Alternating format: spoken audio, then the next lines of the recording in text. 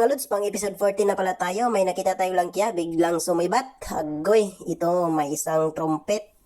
Ay, tubo-tubo pala. Ito may nakita tayong isang uri ng parrotfish. So, maliit na uri na parrotfish.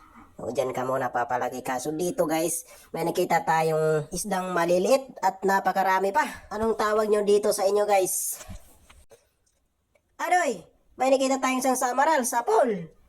Uy, grabe yung tama niya. Sigurado ng pangdurugdong. Dito, may isa pa rin. Agoy, sa pool pa rin. Patay kang kitong ka. Uy, may napansin ako. May pahak yung ibuntot niya. Ano kayang nangyari sa kanya? So dito, may nakita tayong malaking danggit. Ay, wag kang pumasok sa butas ng suot ko. Agoy, hindi tinamaan. Dito, may isang dalagang bukid. Ayun. Dito, isang nukos. Isang puset. Good size na puset. Tinamaan natin. At yan, may marami pang hipon na maliliit. Ito, napakasarap nito. Ang ganda.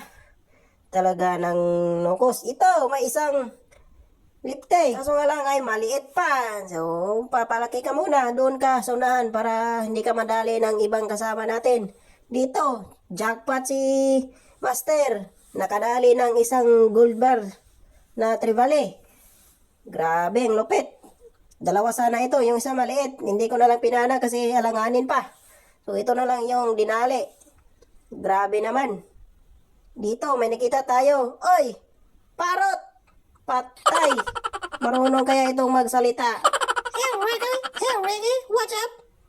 Oy, dito, may isa pa. Aba, nagtampuhan kayo, no? Bakit kayo nasa kabilang kwarto? Hindi kayo magkatabi matulog? Agoy. At ito na nga, tuhog ng isang danglay. Masarap ito. Siguradong hindi ka tumatamlay nito pag nakahigop ka ng sabaw. Dahan-lahan lang sa pagkain ito kasi may maraming buto ito. Tiyan. At ito na nga, may pang-ulam na nga tayo kaya uwi na.